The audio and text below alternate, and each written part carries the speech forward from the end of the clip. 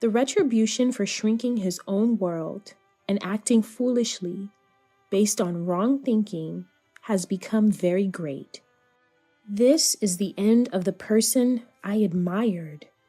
I never thought something like this would happen. My name is Amelia. There were two major turning points in my life during my childhood. The first was my encounter with the banjo. In the 3rd grade, I happened to come across a TV feature about the banjo.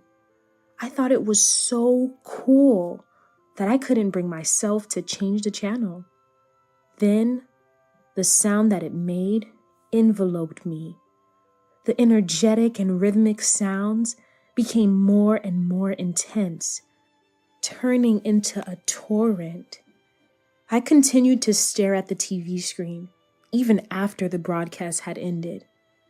I was captivated by the world of the banjo in a daze. It was then that I decided I would play the banjo too. After convincing my parents, I started attending banjo lessons, beginning my journey with the banjo. It was the start of what would become my lifelong pursuit. By chance, I joined a banjo school of a certain style near my home. The banjo is often used in bluegrass music, a genre influenced by traditional folk music, with varying styles and techniques developed in different regions. Another turning point came suddenly in the 6th grade. About 2 hours after having dinner with my family, I suddenly felt sick and vomited. My eyelids swelled, my throat itched, and I felt difficulty breathing. Alarmed by my sudden condition, my parents called an ambulance, and I was taken to the hospital for treatment. It turned out I had developed a shellfish allergy. Indeed, we had crab and shrimp for dinner. Boiled crab and shrimp chili, my favorites, made for an exciting dinner. Allergies can sometimes suddenly manifest after being dormant. My favorite foods had become my worst enemies in that moment. This allergy, showing typical immediate type food allergic reactions, persisted into adulthood without developing any tolerance. Eating these foods was essentially ingesting poison. Despite longing for my once favorite foods, I couldn't return to them. Regular allergy tests showed no signs of improvement. Checking ingredients before meals became a tedious task. While my diet faced restrictions, my banjo skills improved significantly. I was a 3rd grader when I started playing, and when I was in the 6th grade, I brilliantly won 1st place in the junior division of a contest.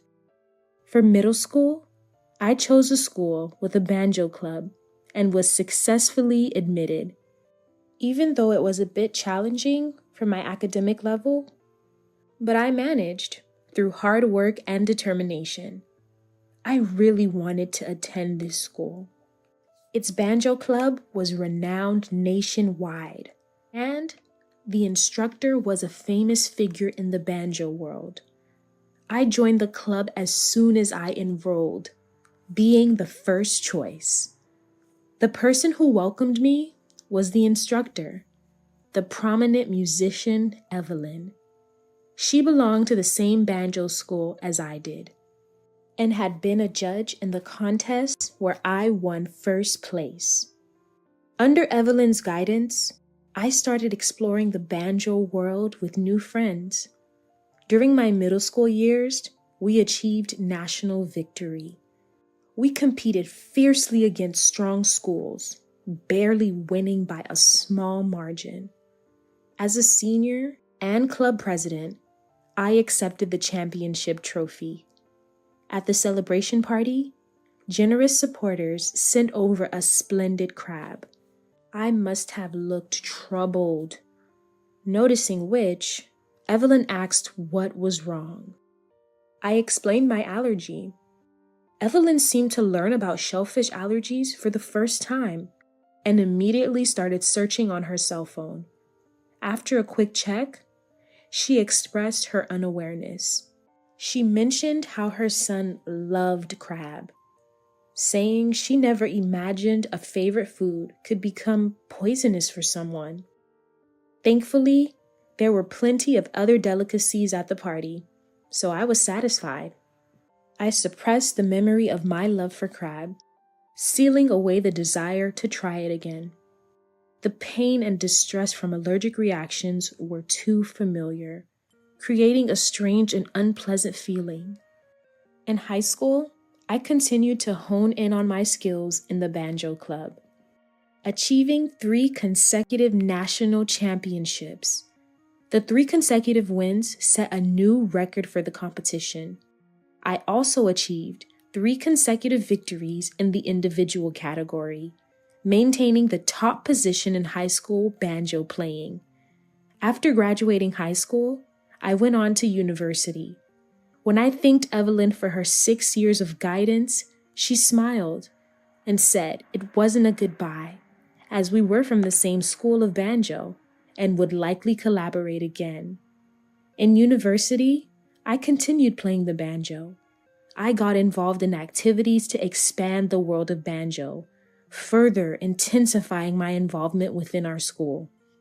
In my 3rd year of university, Evelyn transferred to our school studio as the head.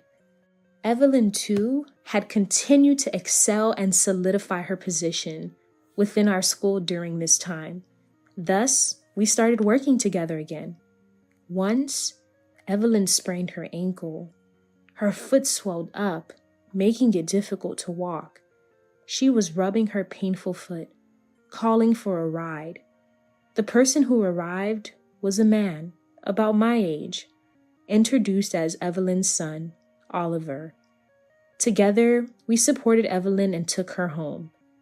As we were about to leave, after laying Evelyn down, Oliver invited me to stay for coffee. While having coffee, I learned a lot about Evelyn from Oliver. Evelyn had divorced her husband, Jackson, 10 years ago, raising Oliver alone. The divorce was due to Evelyn's intense focus on the banjo, leading to neglect at home and worsening their relationship. Evelyn had promised to raise Oliver well to gain custody, and she did just that. Oliver remarked that it's great to have passions, but losing sight of everything else isn't good. He said he regularly meets and communicates with Jackson. Oliver, who loves crab, jokingly said that despite his parents often treating him to it to get his attention, he gets tired of the crab attacks.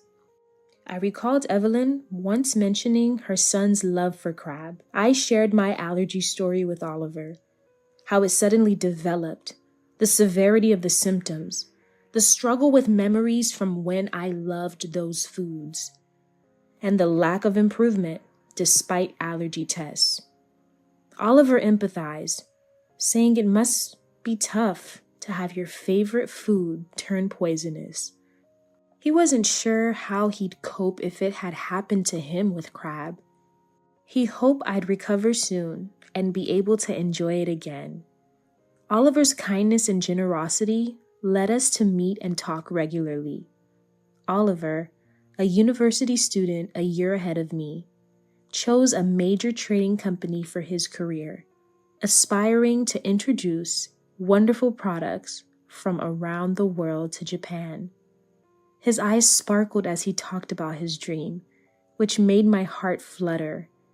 The following year, as I graduated from university, I got a job at our school's association office.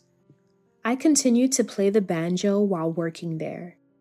The office accepted my wish to juggle both roles. I worked towards polishing my banjo skills and increasing its social recognition. Evelyn's support was instrumental in this job opportunity. She recommended me for my banjo skills, passion, and business management knowledge from university. One day, Oliver invited me out to celebrate my graduation and new job. He had successfully led a major project at work and earned high praise. I suggested celebrating with crab, but Oliver said it would be dull for me as I couldn't eat it, and he wouldn't enjoy it either. Instead, he took me to an upscale Chinese restaurant, ensuring the menu was without shrimp or crab. He mentioned Jackson had recently treated him to crab in celebration. Oliver and Jackson still keep in touch, and Jackson seemed to care about Evelyn. As our meal was ending, Oliver earnestly proposed to me, wanting to start a relationship with marriage in mind. He understood I was busy with my new job, so there was no rush, but he expressed his desire to build a family with me in the near future. His seriousness moved me, and I found myself tearing up. I had fallen for him more than I realized, and so we became engaged. My parents liked Oliver and were happy, and Evelyn was overjoyed, unable to hide her surprise. I heard that Jackson was also pleased. I thought I should properly meet Jackson soon. About a year later, as my work and banjo activities were going smoothly and Oliver's career was picking up, we got married. Our wedding reception featured a special menu without shrimp and crab, which was delicious and extravagant, receiving high praise from the guests. I met Jackson for the first time then. He seemed kind and reliable, much like Oliver. Jackson appeared more nervous than us, the bride and groom, as it had been a while since he last saw Evelyn. We set up our new home near Oliver's family and started our married life. I continued to progress in both my job and banjo playing, achieving great results. Oliver was also succeeding in his work, establishing his position in his department. Though we were both busy, we cooperatively managed household chores, living happily each day. Evelyn was getting more administrative work within the school, struggling to find time for her own practice, which seemed to cause her anxiety and impatience. Our relationship remained good after my marriage. Though we were teacher and student, colleagues, and had become like family, I felt our relationship was changing, slightly due to Evelyn's recent restlessness. Later, I began teaching as well as performing, recognized by the association for my skills. Oliver was thrilled for me, and Evelyn seemed happy too, but her reaction was somewhat subdued, which concerned me. 1.5 years into our marriage, 2 significant events occurred. The first was my pregnancy, revealed during a medical checkup for recent ill health. Oliver and I were expecting a new member of our family. Oliver was overjoyed, nearly in tears, literally jumping for joy. I was in disbelief about becoming a mother, smiling at the thought of our child. The second event was my selection as the representative for our banjo school in a biennial banjo performance competition. This event, where selected players from each school compete, is a significant event to showcase skills and the reputation of the school. Evelyn was also considered for the competition and showed interest, but I was chosen and she was not. Whether this was the cause, I couldn't be sure, but Evelyn's attitude towards me became colder and more distant. I hoped it was temporary and maintained my usual approach to her, thinking the baby might help mend our relationship. Around this time, Oliver got a promotion. Successfully completing projects and expanding profits, he was appointed as a department head, the youngest to do so. I was feeling utterly happy with all these joyous events. Evelyn invited us to a dinner to celebrate these occasions. I was pleased that Evelyn, who had been a bit distant recently, made the suggestion, and Oliver and I happily accepted. Oliver was delighted too, and jokingly said he had a surprise planned, though I had no idea what it could be. On the day of the celebration dinner at Oliver's family home, the table was filled with various dishes. When I saw all the dishes, I froze in shock. This was because the crabs were placed in their respective places. Evelyn, I can't eat crab. I know. This is prepared for Oliver. Yours is special, so it's okay. She explained that the crab was an expensive one, costing hundreds of dollars each, indeed looking splendid and delicious. But for me, whether exquisite or plain, it was something I couldn't eat. The world has advanced so much nowadays with technology. There's fake food that's very close to the real thing. This is, imitation crab, kanikama. Alternative foods have been evolving, and among them, imitation crab, or kanikama, has reached a point where its appearance and taste are indistinguishable from the real thing. Evelyn wanted me to experience the feeling of eating crab to alleviate any frustration. Oliver was initially surprised to see the crab on the table, but after hearing Evelyn's explanation, he suggested that I relax and enjoy. I agreed to Evelyn's proposal and sat down, and the celebratory meal began. Even knowing it was kanikama, I hesitantly tried a bite. Indeed, it did seem just like the real thing, reminding me of the taste from long ago. I realized this was the flavor I had longed for but couldn't have.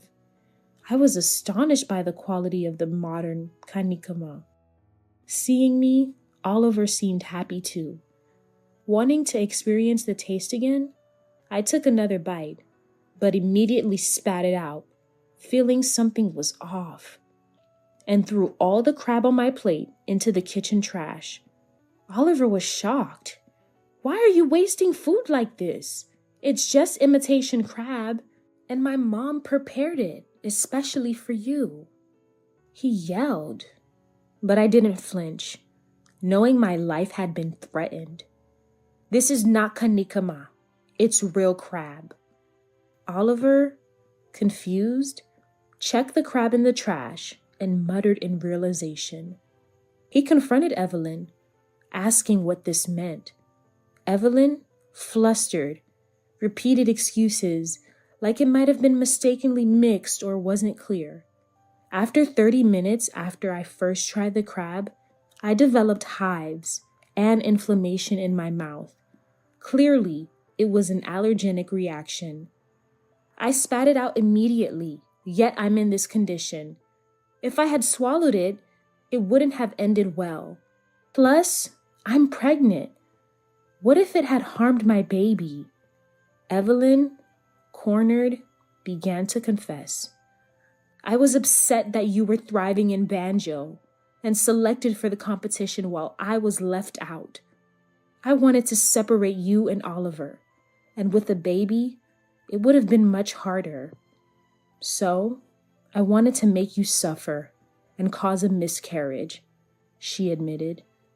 Hearing Evelyn's selfish reasoning, I was trembling with anger and sadness over her betrayal. Oliver was furious at her folly. Then, someone entered the room. It was Jackson.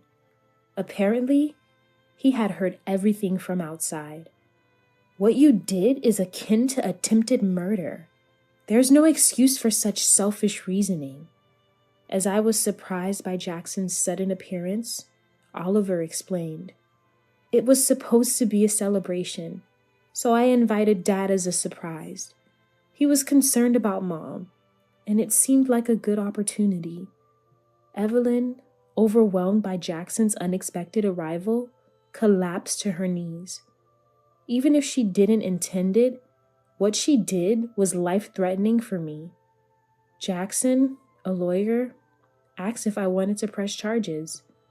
In such a serious case, an immediate arrest would normally follow. But since it wasn't public, my decision as the victim was respected, saying it was legally questionable for him to offer such a choice. He admitted he was unfit as a lawyer. Considering the kindness Evelyn had shown me since middle school and the safety of my baby and me, I declared I wouldn't press charges, but would cut ties with her from that day. It was a decision made without Oliver's agreement, but he nodded in approval. Evelyn just wept. No amount of tears could undo her foolish actions. Under Jackson's watch, Evelyn was to seek rehabilitation. His intention wasn't to supervise her, but to rebuild their relationship. Yet, it ended up this way. Unswayed by emotions, I calmly reported the incident to the association.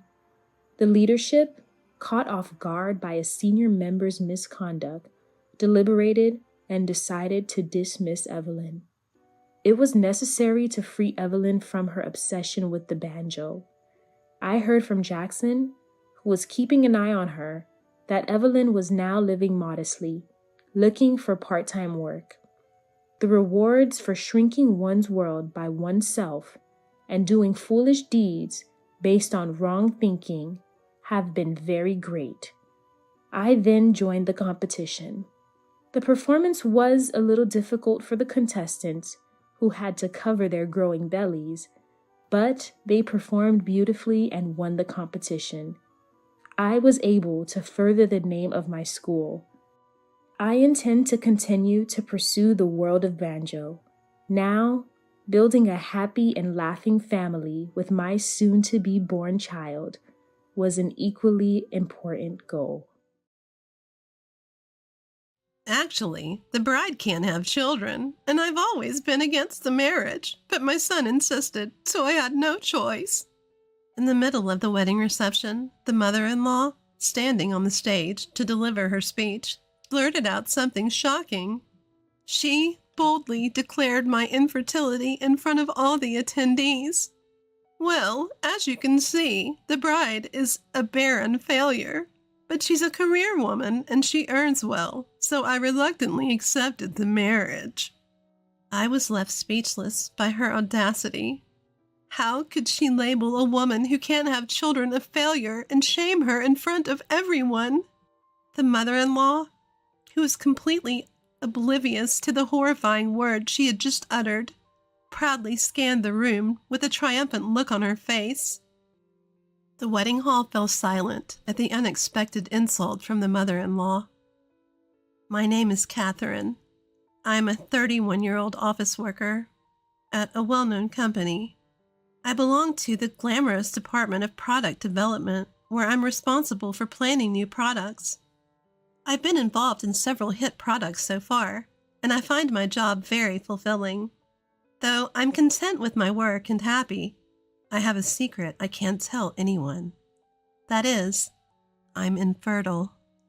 I found out 5 years ago that I can't have children. I remember feeling shocked and devastated at the time. I felt worthless, and I lost hope for the future. In fact, the boyfriend I was dating at the time ended up breaking up with me. Being overwhelmed by sadness and frustration, the only thing that could uplift me was my job. I worked so I wouldn't have time to dwell on unnecessary thoughts. Looking back, I think I was avoiding reality. But thanks to my hard work, a product I was deeply involved in became a big hit, and my evaluation at work improved. Since I couldn't have children, I thought I had no choice but to give up on marriage. I was convinced that contributing to society through work was the only path I had in life. But then, an unexpected encounter came my way. At a meeting for product development, I met a man my age from a client company. This man changed my fate. His name is David. He's the son of the president of the client company, and he's the head of the planning department. David and I exchanged contact information right away. Initially, we only communicated for work, but gradually our private exchanges increased. Eventually, we started dating, and it turned into a relationship. I thought I could never fall in love again, so meeting him felt like a miracle. David is a very kind and devoted man, and to such a man, I couldn't bring myself to reveal my secret. If David found out that I was infertile, he would surely leave me. I was scared at the thought, but I couldn't keep secrets from David, who treated me with sincerity. I didn't know what would happen, but I decided to be honest about my body. I made up my mind and told David that I was infertile. He'll leave me? I thought it was possible. Despite being resolved, I was anxious. But when I gathered the courage to talk, he started to cry after hearing it. He comforted me, saying, "It must have been tough. Thank you for telling me." His kindness made me cry, and I remembered it like it was yesterday. In the end, the breakup I feared did not come, and my relationship with David continued smoothly from that day. On our second anniversary, David celebrated at a restaurant. He opened a small case in front of me, revealing a ring, and then he spoke. "Catherine, I want you to marry me." It was an unexpected proposal. My heart pounded with joy, but I also felt a wave of anxiety. "David, are you sure about me? I can't have a baby. We can't have our own child. Are you still okay with that?" Even though David understands my situation, the weight of marriage is something different. I couldn't immediately say yes to his proposal. "Yeah, it doesn't matter. I want to spend the rest of my life with you, Catherine. Even when things get tough, even when we're sad, I want us to live through it all together." David reassured me, taking my anxiety into account. At that moment, I might have shed a lifetime's worth of tears. Since the day I was diagnosed as infertile, I had never dreamt that this day would come. I knew then that I could face anything as long as I was with him. I accepted his proposal, certain of my feelings. "I want to live my life with you too, David. Thank you for always caring for me. I look forward to our future together." And so we quickly began preparations for our wedding. I was already past 30. I was eager to become a wife, to officially join our lives together as soon as possible. It's funny how much you want to rush things once a proposal is on the table. Now that marriage was becoming a reality, I felt it all the more. But before anything else, we had to meet David's parents. We had met them a few times before, but we really hadn't had a proper conversation. We set a date to meet and tell them about our engagement, but the news of our marriage did not go smoothly. While his father was very happy, his mother kept a stern face throughout. And then, "Catherine, I can't accept that you're going to marry David." She expressed her opposition to our marriage. "Why?" Before I could speak, David questioned his mother. As she continued to glare at me, she explained her reason. "You can't have children, right? That means we won't have any grandchildren, doesn't it? Our only son David can't have a child. Is there anything worse?"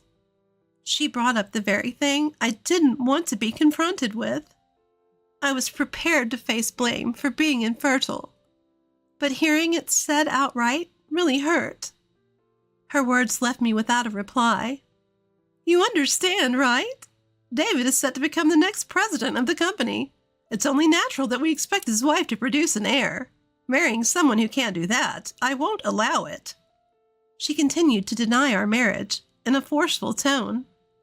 I was fully aware that David was the future head of the company, and I understood that his parents would want him to have a child soon. But David proposed to me knowing all this. Not being able to have a child with David is painful for me too. Even though we chose to get married knowing all of this, her words were too harsh. "I'm the one who said it didn't matter." David jumped in, defending me against his mother. "Stop blaming Catherine. Don't trample over our decisions like this." David spoke up for me when I was lost for words. His dad was also angry at his mom, saying, "How could you say such a thing?" But no matter what anyone said, his mother remained unmoved, her expression unchanged. "I'm not saying anything wrong," she declared before leaving the table, indicating she had no more to discuss. In the end, our conversation that day didn't lead to any resolution. Still, it didn't change our firm decision to get married. We took the plunge and registered our marriage with his father's approval. We knew if we waited for her approval, we might never get married. "It doesn't matter if my mom is against it," David reassured me. "I'm the one who wanted to get married. Let's just wait for her to eventually give in." And so David and I became husband and wife. Yet even after that, his mother refused to acknowledge our marriage. "I will never accept this. I won't even attend the wedding," she said, pushing it even further. Because of this, we decided to put off the wedding ceremony. We still hoped to have her acceptance before we celebrated our union.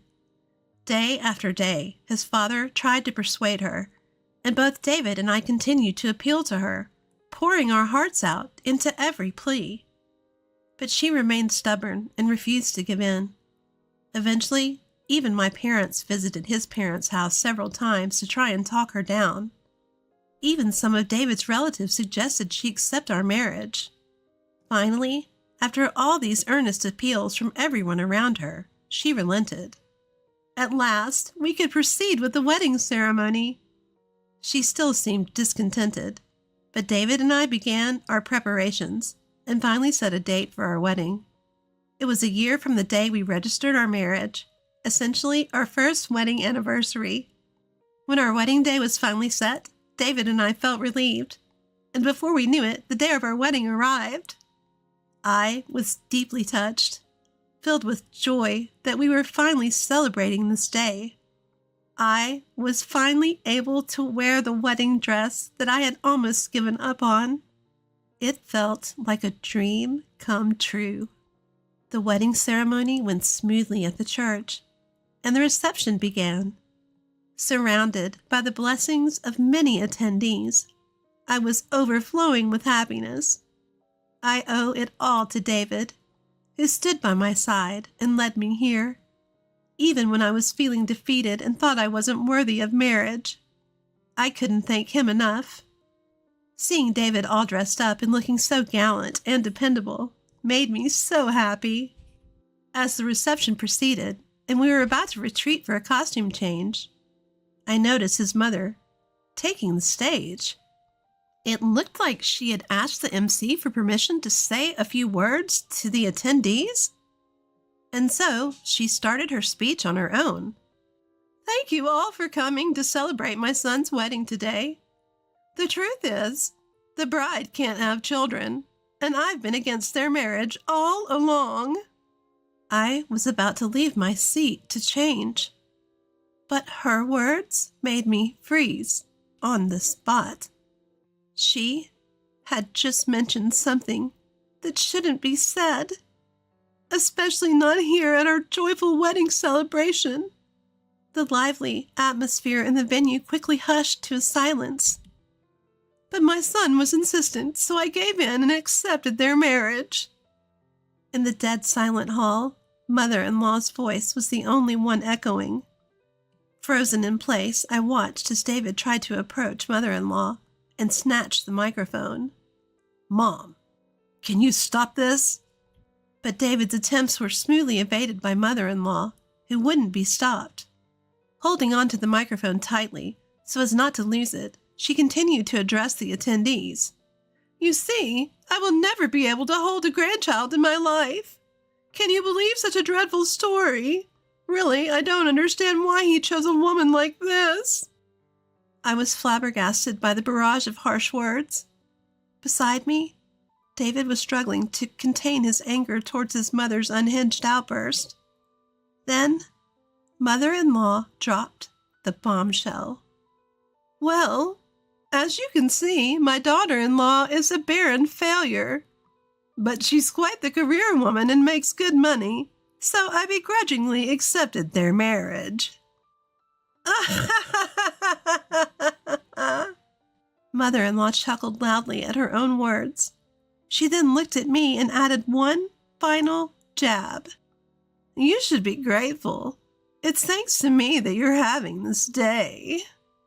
With that, mother-in-law, appearing pleased, returned to her seat, having finished her utterly disgraceful speech.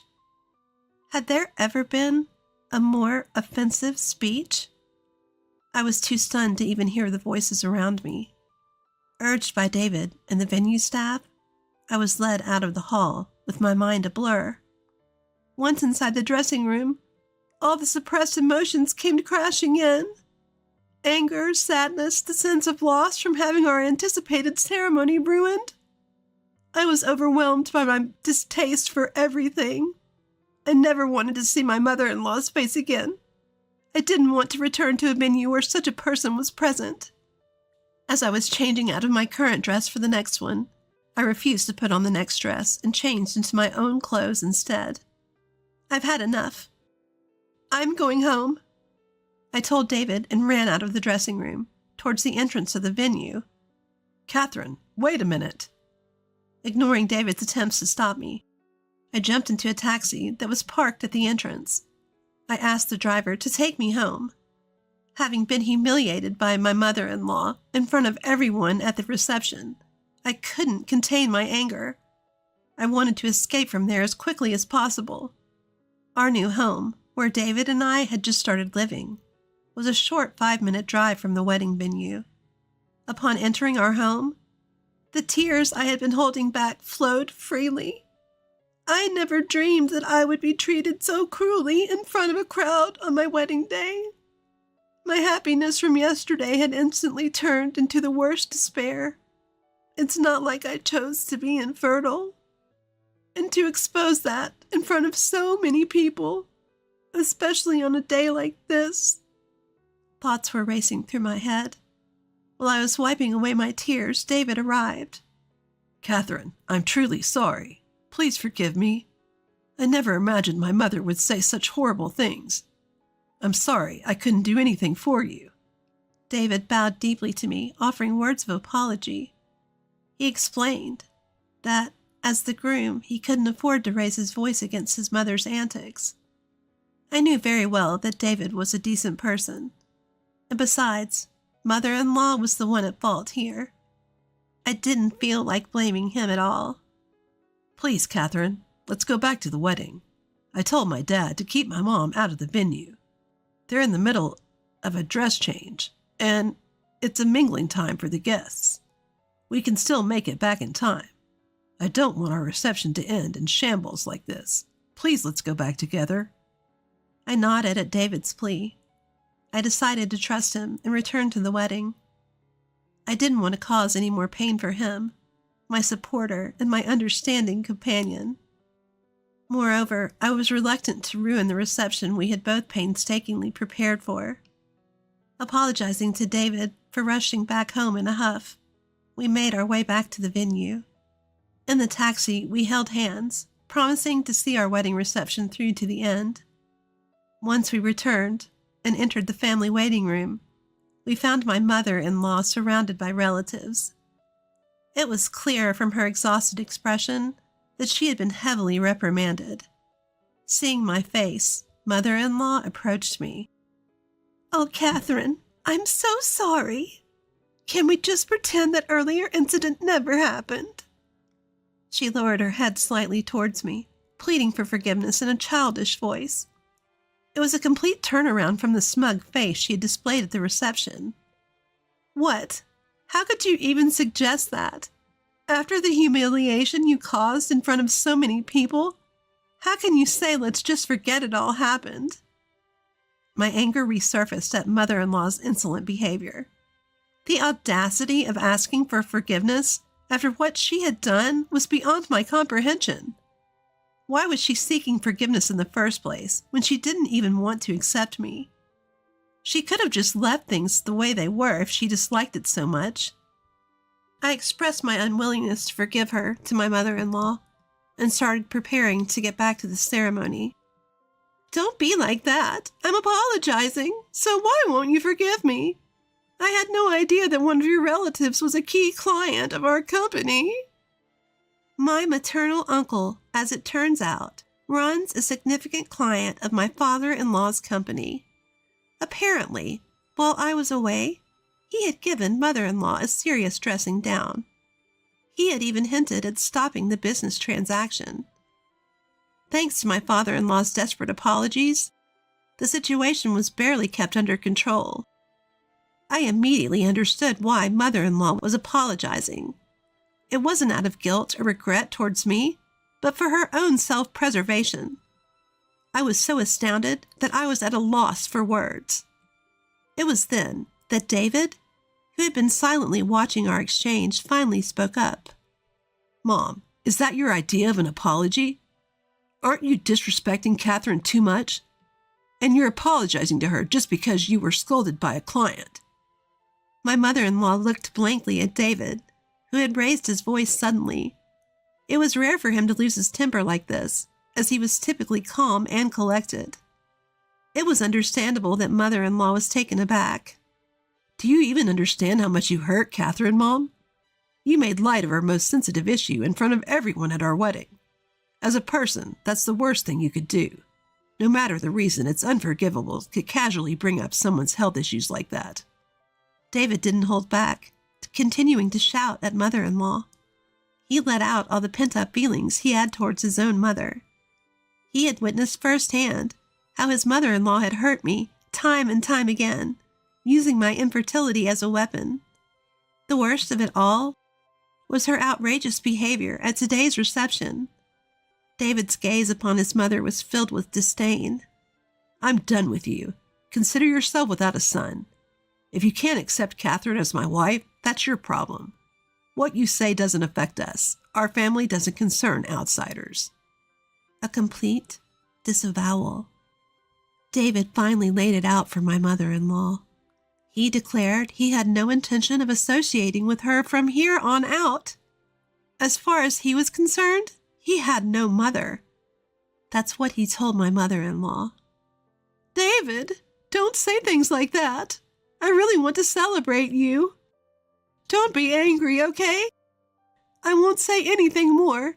Let's lift the mood and enjoy the wedding, shall we? His mother turned sickly pale at David's words. In a fluster, she tried to gauge his mood. However, there was nothing she could say now that would make David listen. Today's not only about me, it's about Catherine too. We're a team, we're one. Looking down on Catherine is just like looking down on me. I get it, you don't want to celebrate us, so just leave now. Get out. Her apologies were nothing more than self-preservation. There was no sincerity towards me. David told her mercilessly to get out. He told her that I was his only family. I can't believe this, David. Upon hearing David's words, his mother stood there dumbfounded.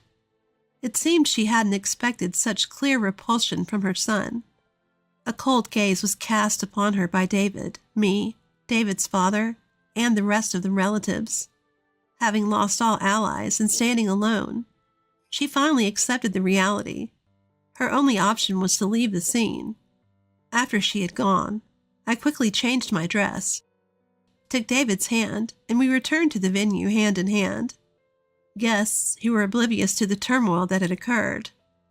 Although we had kept them waiting for a considerable length of time, they welcomed us back with a round of applause.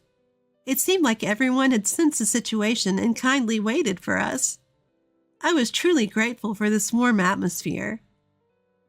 And the wedding reception, now devoid of my mother-in-law, proceeded smoothly, with David and I preparing to give our final speech.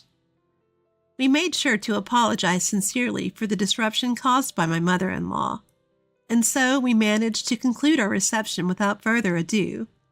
Following this, true to David's declaration, we decided to completely distance ourselves from my mother-in-law. David changed his contact information, making sure no communication came through from her. He even proposed that we move homes, even though we'd just settled into our new one. Realizing David's firm intent to sever all ties with mother-in-law, I agreed to the move. The moving expenses were covered by my father-in-law, citing the troubles caused by my mother-in-law, and we promptly relocated to our new home.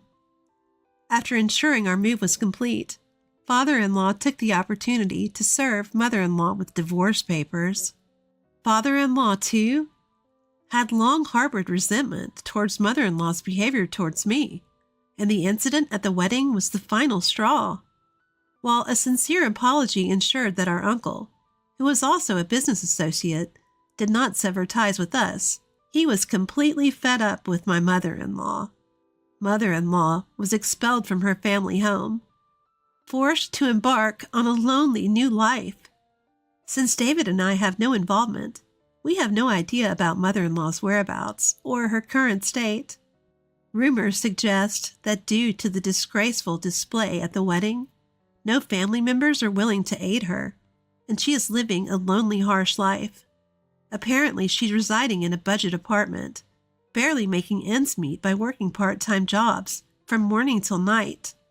On the other hand, David and I are enjoying a harmonious married life. We have no children, but even without the blessing of children, we can live together for the rest of our lives, as long as we continue to respect and grow with each other every day. We can always be happy. David and I believe this, as we join hands and face our future together. Our hopes spread toward the future we are building together. My name is Charlotte. I married Mickey when I was 25 after meeting him at a party. Mickey had always said, "You can be a stay-at-home wife if you want." and indeed, we could live comfortably on Mickey's income alone. But I loved my job, and I continued to work at the company that had taken care of me since I graduated from high school. However, in the second year of our marriage, I decided to quit my job.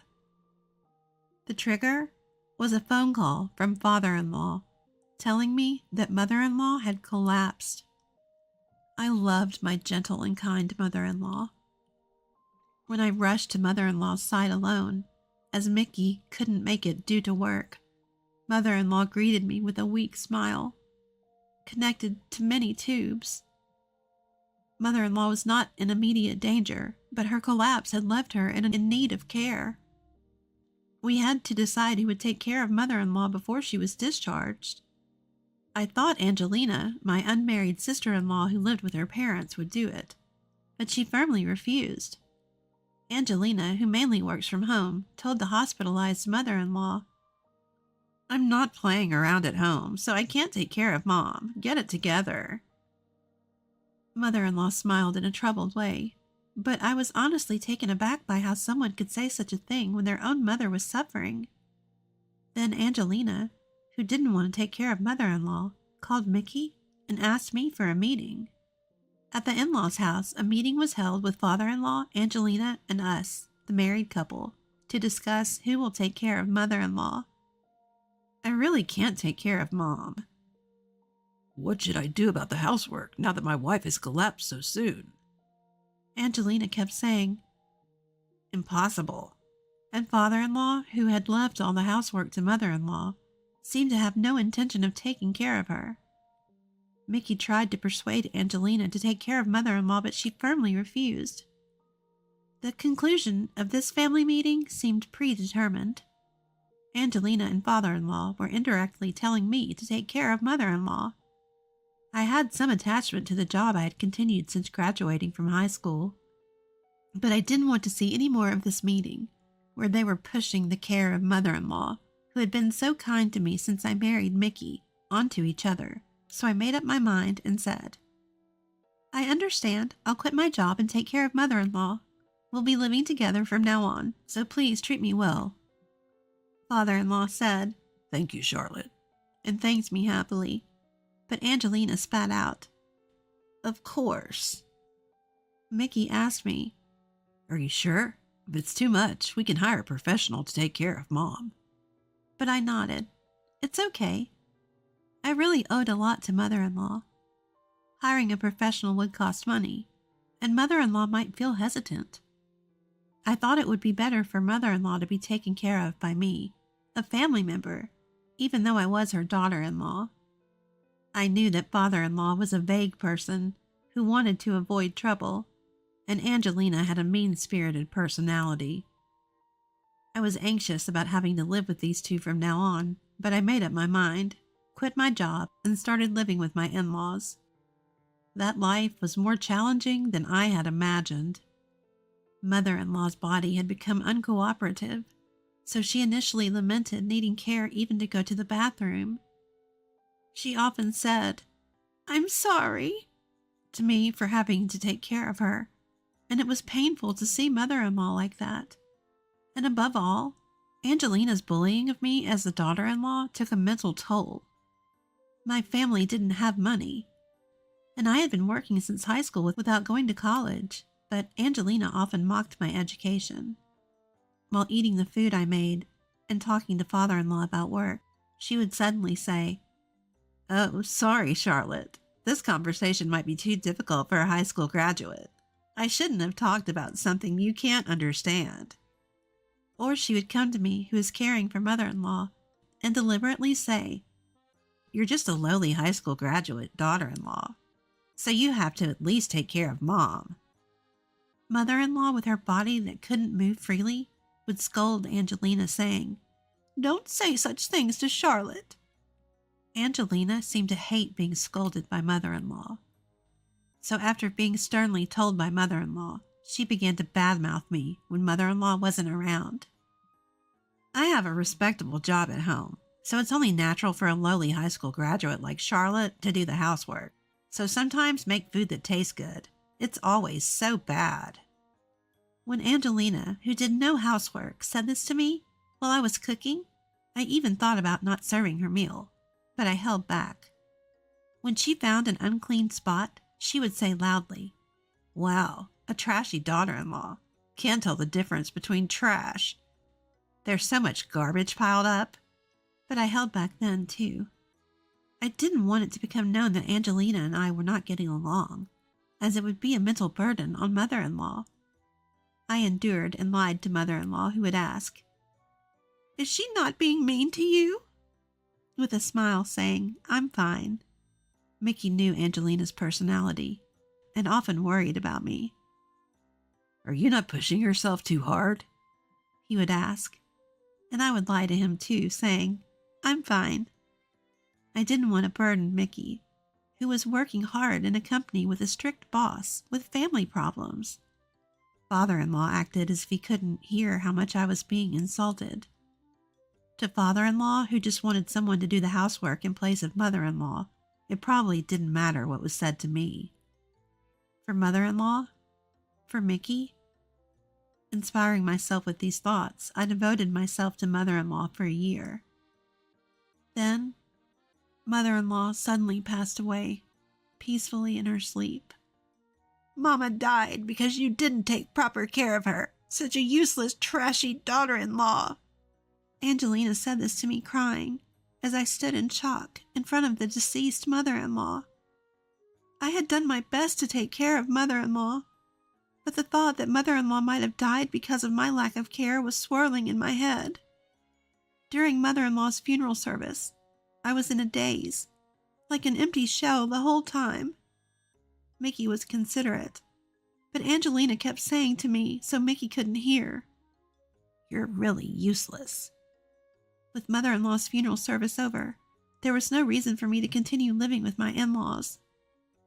As I stood alone in my suit, looking at my mother-in-law's empty bed, father-in-law pleaded with me. "Please, Charlotte, my wife has passed away, but won't you continue to live with us?" Father-in-law is someone who can't do any housework at all. I couldn't imagine Angelina doing housework either. Father-in-law probably wanted me to continue living with them as a housekeeper. I was astonished by this, but more than anything, I was appalled that father-in-law would plead for such a thing right after mother-in-law's funeral service had ended. I thought, this man really only thinks about himself, but I didn't give an answer on the spot. I need to consult with Mickey, so I can't decide on my own. Father-in-law clung to me, saying, "Please, I beg you." But I only replied that I would consult with Mickey, and the conversation ended in a stalemate. "Charlotte, Mom has passed away. There's no need to live together anymore. Let's move out, live just the two of us. You've been through a lot, haven't you? A few days after mother-in-law's funeral service, Mickey said this to me. I also wanted to end the cohabitation. Now that mother-in-law had passed away, there was no reason to live with Angelina, who would speak ill of me, and father-in-law, who would treat me as a housekeeper. Thanking Mickey for his consideration, we, as a couple, decided to leave my in-laws' house. But that plan was completely crushed by Angelina. What? I won't allow you to leave. Saying such a thing the moment Mom is gone is too heartless. When Mickey and I told Angelina and father-in-law that we were thinking of leaving, Angelina became furious like a raging fire. It's not heartless. Charlotte took really good care of Mom. She deserves to be freed now. A high school graduate like her finding a job now is impossible. If she can't be useful to society, she should at least do housework in this house and be of some use to Dad and me. Charlotte was excellent at her job. You have no right to say that to her. Anyway, neither Mickey nor Charlotte has any intention of leaving this house. Because Angelina stormed out of the room after saying this, the discussion was forcibly ended. But Mickey said, "We can just leave on our own," and started looking for a place. I also began preparing for the move, looking for properties while doing housework so as not to be complained about by Angelina, and reducing our belongings.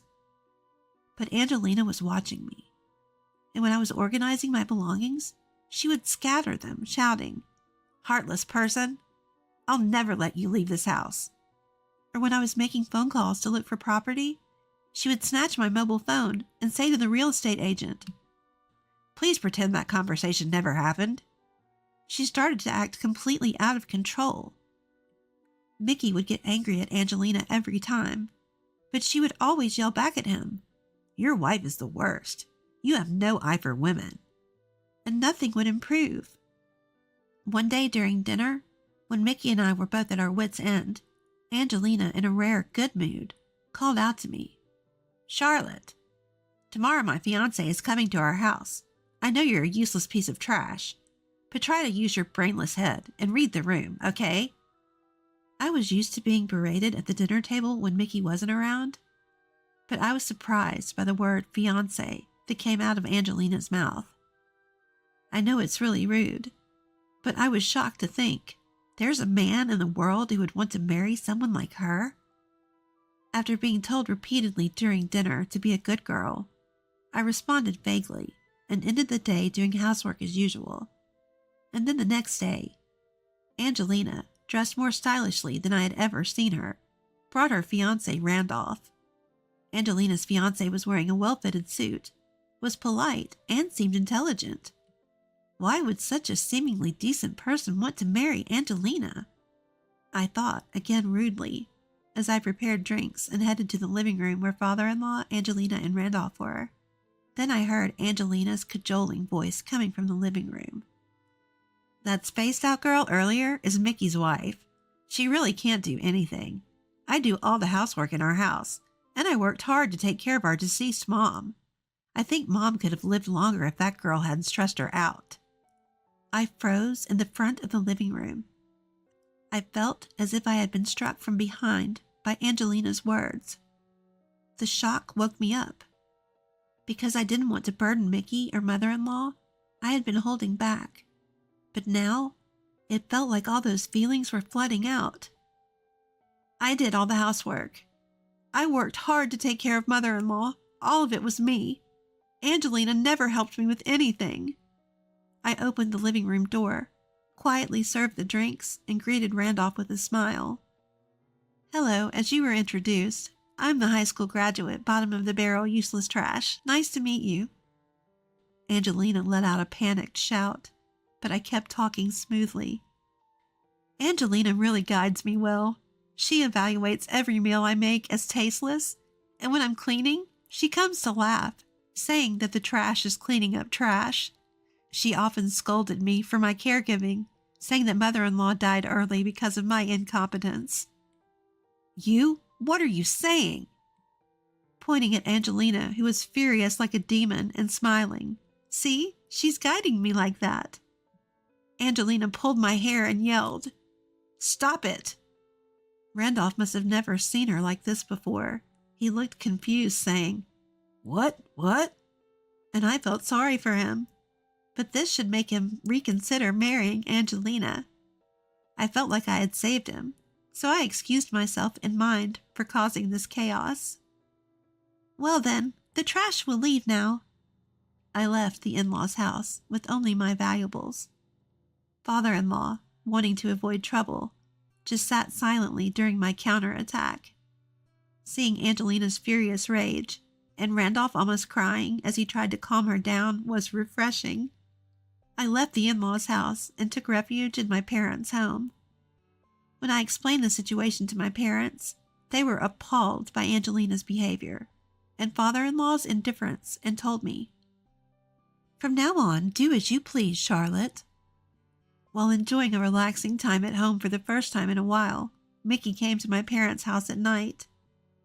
Mickey had come home to be yelled at by Angelina. It's all your wife's fault. Giving up on getting a coherent story from the furious Angelina, Mickey somehow learned from father-in-law that I had left and came to me, even though he was tired after work. We should have moved out forcibly sooner. I knew that my sister and father had been tormenting Charlotte all this time, and I'm sorry I couldn't help. From now on, I'll always protect Charlotte. So, if you're okay with me, I want you to stay with me as my wife forever. Mickey, you've always tried to protect me, haven't you? I'm sorry for ruining Angela's engagement. Even Angelina, as she is Mickey's blood-related sibling. Mickey hugged me as I apologized and repeatedly told me, Charlotte, you did nothing wrong. I stayed at my parents' house for a while, and Mickey moved my belongings. Afterwards, Mickey and I found a nice property, moved there, and were able to start a peaceful life. We received calls from Angelina and father-in-law every day, but we blocked them. According to Mickey, Angelina's engagement was called off. Randolph was taken aback by the overly excited Angelina and said, I need to think about marriage. And then became unreachable. Angelina was crying and yelling at Mickey. It's your wife's fault. But Mickey calmly replied, Charlotte just told the truth. Father-in-law seemed desperate after losing his housekeeper, his daughter-in-law. He asked Mickey, Can you bring Charlotte back? But Mickey said, I'm cutting ties with this house, and left the in-laws' house. As for me, I found out I was pregnant a few months after leaving the in-laws' house. When I told Mickey, he was thrilled, and he changed jobs from the strict company where he was working, saying, I can't raise our child together with my current job. Mickey decided to change jobs. I believe he's trying to keep the promise he made when he came to pick me up at my parents' house, that he would protect Charlotte. Since we've cut off contact with the in-laws, we haven't reported that we're having a child. I think there's no need to report it, as I'm sure that even if Angelina and father-in-law knew I was having a child, their attitudes wouldn't change. Now that my belly has grown, Mickey and I are looking forward to the birth of our child and living happily day by day. Hospitalization? You're planning to use that as an excuse to slack off on housework even more? Slack off? I didn't mean to. If you keep shirking your chores, divorce is next. Unfazed, my husband casually spoke these words, not worrying about my upcoming hospital stay. Apparently, he thinks he can intimidate me with the threat of divorce. He believes that if he dangles the possibility of a split, I'll become obedient. What an insult. Just because I'm a housewife doesn't mean I'll let myself be pushed around. I'm definitely going to divorce him. Definitely escape from this hell. I'm Sandy Davis, 28 years old. A year ago, I married Kenny, a colleague from work. We were in different departments, but often interacted, and his advances led to a relationship. After dating smoothly, we finally tied the knot. With our marriage, I resigned from the company and became a full-time housewife. That's because Kenny had said this to me before we got married. Hey Sandy, after we get married, Could you become a full-time housewife? Huh? But I don't really hate my current job. My mom was always a stay-at-home mom, and I think it's best for women to protect the home. Thanks to her, my dad could focus on work without stress. Is that so? Are you sure? I mean, I'm not particularly skilled at housework or anything. That's okay. All I want is for you to handle the house without overworking yourself. I'll earn our living out there. Okay, I understand. If you say so, Kenny, I'll try being a housewife. So I quit my job and started a new life as a housewife.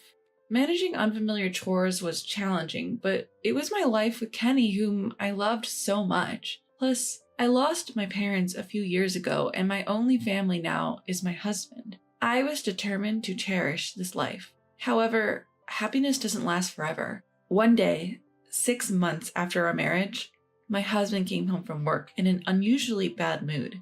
Even when tired, he would usually greet me with "I'm home," but not today.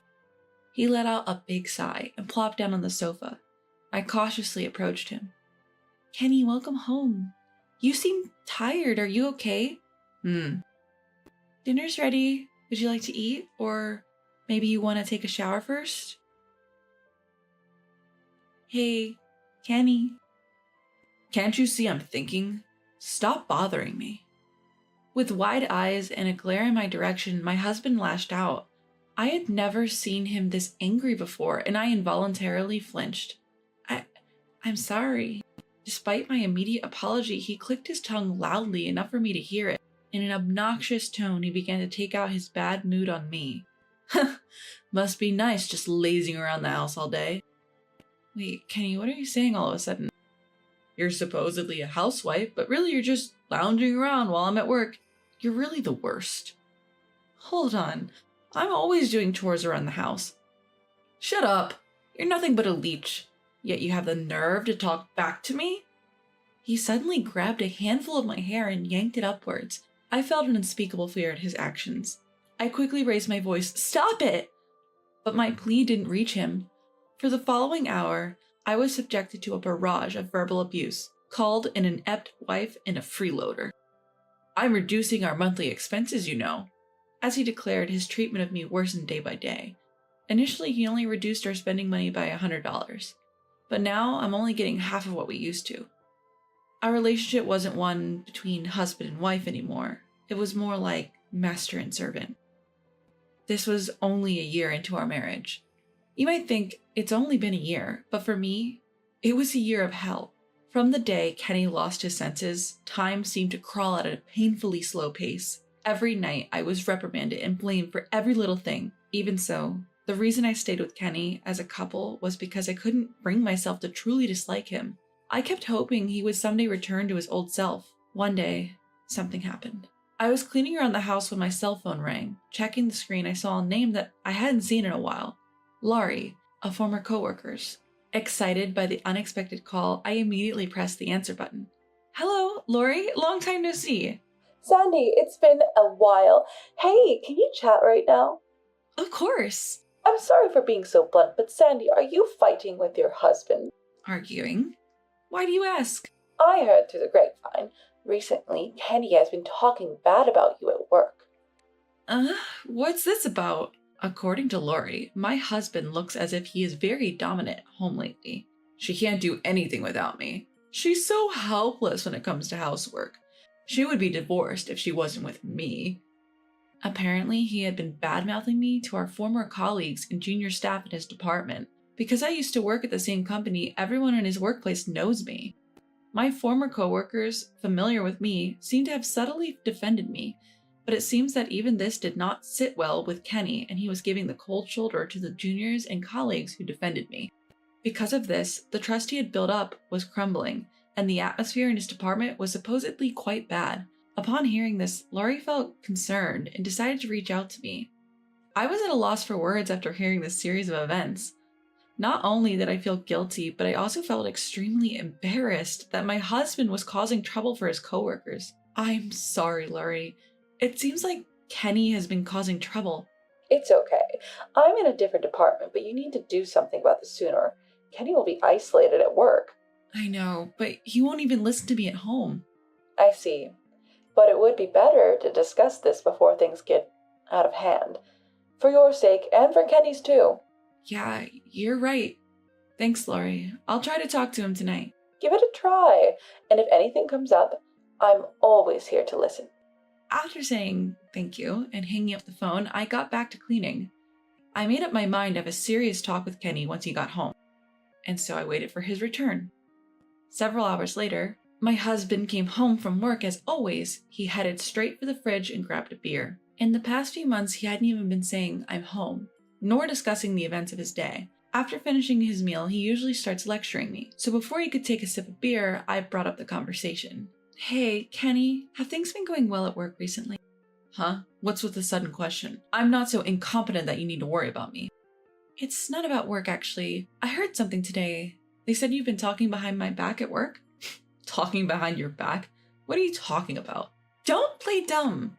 I rebuked my husband, who tried to play it off. I confronted him, making it clear to my surprised husband.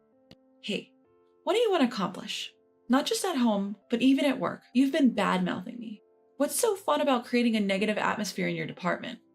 "Huh? What are you saying? Do you realize everyone is having a hard time because of you, Kenny? Why can't you see that? If you want to talk bad about me in front of me, then do as you please, but don't cause trouble for your colleagues too." Right after I said that, a sharp sound echoed in the room. I felt a dull pain on my left cheek, slowly spreading. A few seconds later, I realized my husband had slapped me. "Why would you do that?" "Why? It's because you keep back-talking." "Back-talking? I was just worried about you, Kenny." "Shut up! There's no reason for you to be ordering me around. Get it? You can live because of me. If you understand that, just keep quiet and take care of the house." He spat out the harsh words with a strong tone. I was unable to articulate a response. I had plenty to say, but my body wouldn't cooperate due to the fear. Afterwards, my husband started drinking his beer as if nothing had happened. He started laughing while watching TV and ordered me to bring him snacks. In the end, no matter how much I worried about him, no matter what I say to him, it's all pointless. No matter what, I can't seem to get my husband to understand. Since then, the way he treated me worsened day by day. Not only my heart, but also my body was in shreds. Then one day, on my way to the grocery store, I was suddenly overcome with extreme nausea. My vision warped and I was assaulted by such severe dizziness that I couldn't even stand. When I regained consciousness, I found myself in a hospital bed. The doctor, upon seeing me awake, kindly explained everything to me. I had collapsed on the street. I was suffering from malnutrition and the stress had caused me to develop a stomach ulcer. "Miss Davis, right now, both your mind and body are completely exhausted. You're in a severe state of overwork. For now, you should be admitted to the hospital for about a week." "Hospitalization? But I'm a stay-at-home wife. And the household chores. What are you saying? If you continue like this, you'll wear yourself out." "I understand." But then it was already past 7 p.m. I decided to contact my husband to bring me some change of clothes, so I took out my phone. To my surprise, there were tons of messages that had arrived within the last hour. "Where are you now? Get back home, now! You're such a money sucker, and now you're slacking off from your chores?" He must have returned from work to find me gone and gotten furious that cleaning and laundry weren't done. Gathering my courage, I called him. After a few rings, he picked up. "Where the hell have you been? And what have you been doing?" He shouted as soon as he picked up the phone. I took a deep breath and slowly explained the situation to him. "That's why the doctor told me that I need to be hospitalized for about a week, so..." "Hospitalized? So you're planning to use that as an excuse to slack off even more?" "I'm not slacking off, You've already slacked off on your chores, so the next thing will be divorce." What? "You'd be in trouble if we got divorced, right? You don't have any relatives, do you? If I leave you, you'll be all alone for sure, won't you?" Even though his wife had been hospitalized, instead of showing me concern, he used the threat of divorce to order me to come home. At that moment, a fury I had never felt before reached its peak. Enough. I've had enough. I will never be happy if I continue to live with this man. Then it's better to. As I gathered my thoughts, my husband caught up in his own power trip, starting to provoke me over the phone. "Hey, are you listening? You'd be in trouble if we divorced, wouldn't you?" Fine. What did you say?" I said fine. Let's get a divorce. No. What are you talking about? Do you even understand what divorce means?" Of course I do. But in return, you prepare the divorce papers. As if you have the guts to divorce me. Just remember this. In his annoyance, my husband hung up without waiting for a reply. The next phone call came later. The caller was my old boss from the job I used to have. Actually, even after I became a housewife, my old boss had been contacting me on several occasions. You see, I used to enjoy getting certifications, and I had several before I got married. I got some during my student days and some after I started working, and they were all beneficial for my job. Thanks to them, I had a wide range of work responsibilities, and I was trusted by the higher-ups. When I decided to quit my job after getting married, they tried to keep me on many times. This time, having decided to divorce while in hospital, I was also considering returning to work. When I mentioned this to my boss, he immediately agreed to take me back.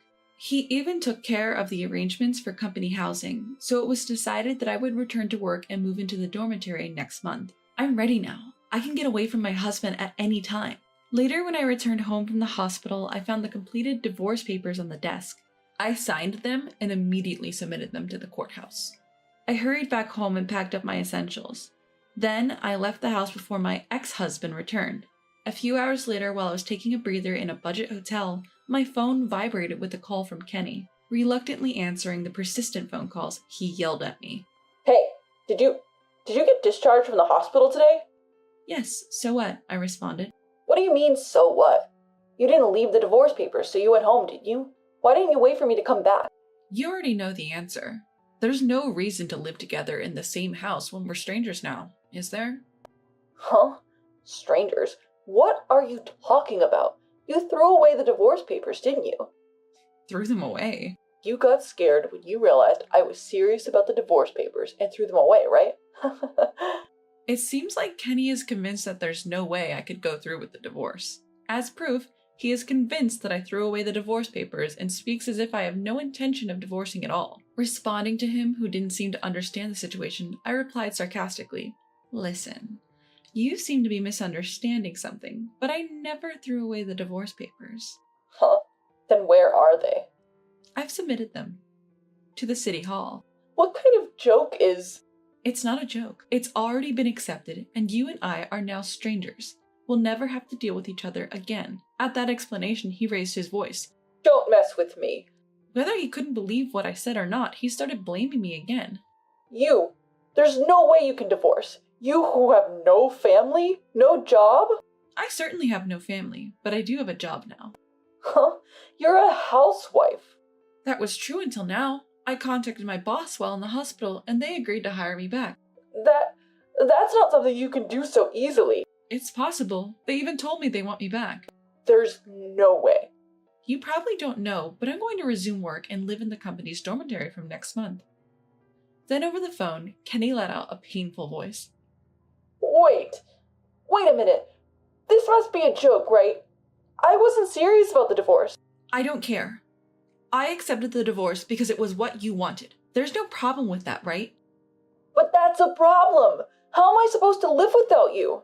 As soon as he understood it was a divorce, my ex-husband began to cling without learning his lesson. Disgusted by his attitude, I couldn't help but raise my voice. Huh? I don't care about your life. You're an adult. Figure it out on your own. I was your failed wife, right? So you shouldn't have any problems without me. That's not true. Wait, I apologize. Please forgive me. Shut up.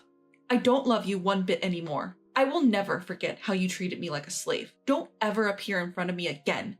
Reflect on your actions and live alone for the rest of your life. After hanging up the phone unilaterally, I blocked his number. I made sure we would never have to interact again. That being said, my new job is at his workplace. The news of our divorce spread through the office. Because he badmouthed me at work, he seems to be looked at as getting what he deserves. He started to feel out of place at work and began taking unauthorized absences. As a result, Kenny was fired for misconduct. Thanks to this, all connections with him were completely cut off. He ended up in debt due to the alimony I demanded after the divorce. Losing his job and even incurring debt, I don't know what he's doing or where. The one thing I'm sure of is that he isn't living a wealthy life. His unhappiness is my only consolation after the torment I have suffered. From now on, I will work for myself and live for myself. I will regain the freedom that I lost during our marriage. My name is Betty. I've been working in an office at a small company ever since I graduated from college. Being rather plain looking, I have never been popular with guys, which means few romantic opportunities. Before I knew it, I was in my 30s without a boyfriend. Feeling lonely about the prospect of never getting married, I took a leap of faith and signed up for a dating app. That's how I met and married my husband Daniel. Daniel is 2 years younger than me at 28, handsome and tall. He works in sales at a well-known company. He is honestly way out of my league. Daniel is a kind-hearted man. He said, "The bride should be the star of the wedding," and let me have our ceremony in my hometown. My hometown is in the countryside, so most of Daniel's friends couldn't make it. The only people Daniel invited to the wedding were a few close ones. But Daniel said, "If Betty's happy, then that's good enough for me," and allowed me to invite a lot of my friends to the celebration. Little did I know then who Daniel really was, but I felt blessed being surrounded by many friends at our wedding. That's when the shocking event happened. "Oh, by the way, I quit my job." What? That day, when I came home from work, Daniel was playing video games. I thought maybe he got off work early and casually started preparing dinner. I nearly sliced my finger off when he dropped the bombshell. "You quit without discussing with me?" "There's nothing to discuss. We're adults. I can make my own career decisions." Sure, Daniel says it as if it's no big deal, but aren't you supposed to consult your spouse before making such a significant life change? I was shocked by the sudden news, but I felt we had to have a serious talk. Daniel, not taking his eyes off his video game, answered my questions. "Why did you quit your job? Did something bad happen?" "My boss was incompetent. I think there's a better place for me out there." "A better place like, for example?" "I'll figure that out." "Man, you're so annoying. Marrying an older woman is like being with mom." This wasn't the first time Daniel had mentioned my age. Each time I would counter, "Then why did you marry me?" And he would casually reply, "Because a complicated woman like Betty needs a stable guy like me," which would spark an argument, so this time I chose not to retort. The main issue at hand was our future lifestyle. It was clear that with Daniel quitting his job, we couldn't maintain our current way of life. "But Daniel, we're also sending money to your parents, remember? Their rent is high. And if you're not working, there's no way my income alone can support both households." This became a concern shortly after Daniel and I got married. Both of Daniel's parents, still in their 50s, had quit their jobs. Their reason was, "Our backs and shoulders hurt. We can't keep working this hard if we want to live a long life." However, that was their choice. It may sound cold, but I thought they should live their lives as they please, so I didn't say anything. The situation changed the month after they quit their jobs. They came to our apartment asking for financial assistance. "We don't have much in savings." "If your parents are struggling, it'll be a problem for you too, Daniel." So we were convinced. And Daniel decided that we would help with their rent and living expenses. In a high-security 4-bedroom apartment close to the station, that's where parents-in-law lives. The rent is through the roof. After they left, cheerful about the financial help, I asked Daniel, "What about our own living expenses?" "Betty can cover our costs. I'm going to give my salary to mom and dad." I wasn't happy. The thought of divorce crossed my mind. "You should consider yourself lucky. A woman over 30 marrying a younger, handsome guy like me, you're already winning." That's what he always said. It made me feel worthless, so I couldn't muster the courage to leave him. If Daniel quits his job, sending money to parents-in-law would be difficult. When I asked about this, he was too engrossed in his video game to pay any attention. "Hey, what about the money for David and Catherine?" Chopping carrots vigorously, I questioned him. Daniel clicked his tongue. "Obviously, Betty will cover that. We're a couple. We're supposed to support each other until I find a suitable job. Betty will hold the fort." He went back to his game. I don't make a lot of money. I was anxious about what the future held, but there was nothing I could do. Life slowly changed. We started draining our savings to help parents-in-law. Daniel, although jobless, did nothing around the house. When I complained, he would say, "I should have never married an older woman. You're all so naggy. You don't appreciate having a husband like me." As for parents-in-law, they started complaining about the insufficient amount we were sending. "So, Betty, you're this age and not making much money. Have you been slacking off?" "Well, since Daniel used to be the one supporting you, it's high time you step up." For some reason, they admonished me. I started doing some freelance illustrator work after my regular job just to bring in more money. Daniel, meanwhile, showed zero interest in looking for a job he considers suitable for himself. My love for Daniel, who spends his days playing video games at home or asking me for money to go to the casino, is running thin. When should we get a divorce? Thinking about when to divorce, yet what if the rest of my life is just me, all alone, keeps me from taking the plunge. Then, one day after work, I was greeted by a stranger while I was in the supermarket. Who are you? You don't remember me, do you? We met at the wedding. I was friends with Daniel. I'm John. Taking a closer look at John's cheerful face, I couldn't help but exclaim, "Oh!" John was one of the few friends Daniel had invited to our wedding. Apparently, just off work like me, John in a suit was filling his shopping cart with plenty of groceries. I'm sorry, I didn't recognize you. My husband has spoken highly of you. Well, the thing is, I've actually cut ties with Daniel. I saw you and wondered if you're doing okay, so I thought I'd say hi. What? I was surprised to hear John speak of his friendship with Daniel in the past tense. I never thought he had actually severed ties. John then proceeded to explain to my astonished self the reason Daniel held our wedding in my hometown wasn't out of kindness. The truth was Daniel had very few friends. Apparently, Daniel spent most of his student life on slot machines and had a habit of borrowing money without paying it back. John was one of Daniel's college friends and he was no exception. He had lent Daniel money but never got repaid. The reason he continued the friendship was because they worked at the same company and John didn't want to rock the boat. Once Daniel quit his job, he immediately reached out to John for more money. That was the last straw for John. He cut off all contact. Do you know why Daniel was forced to quit his job? Forced to quit? I heard he left because he didn't get along with his boss. That's not it. Daniel was fired because they found out he was going to casinos when he was supposed to be on sales calls. I was shocked. This meant Daniel had been lying to me since the beginning of our marriage. I felt as if the spell that made me believe women over 30 are worthless had finally broken. The feeling of I can't forgive him washed over me like a wave.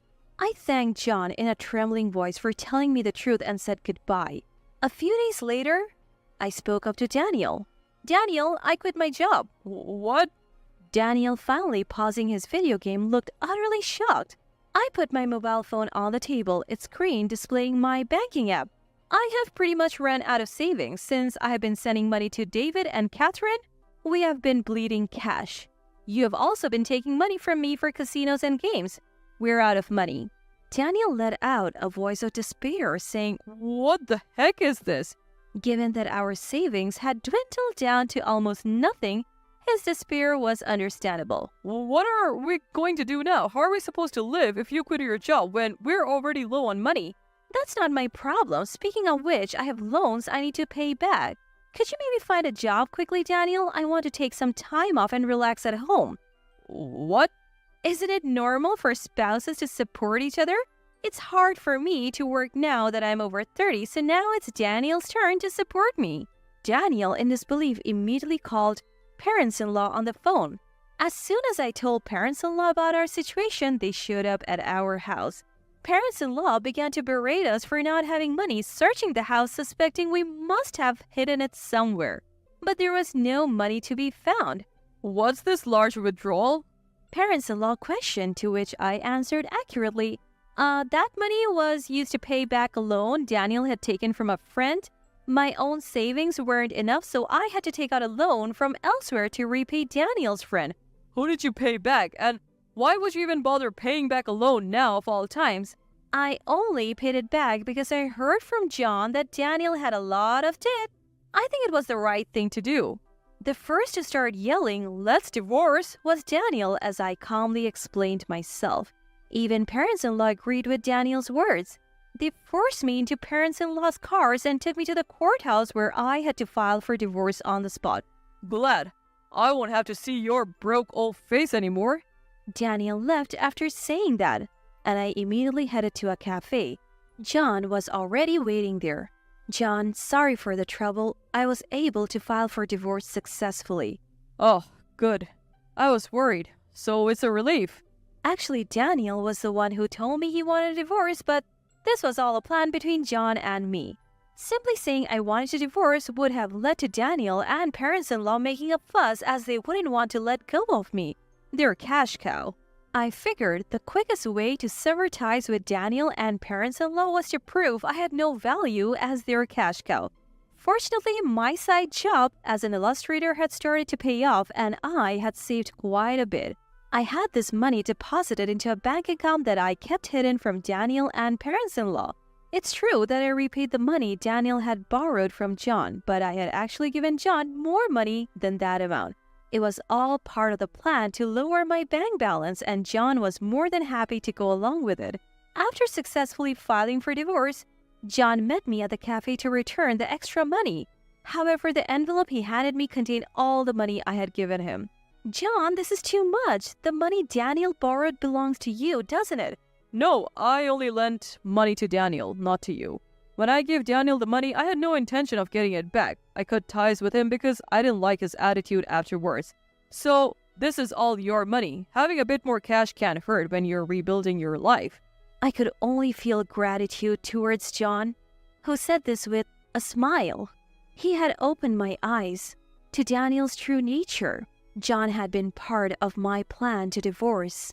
I tried to give him some money as a token of my gratitude, but he only accepted enough to cover his coffee at the cafe. After meeting John, I stopped by my former workplace. I had left my hidden bank account card with the CEO for safekeeping.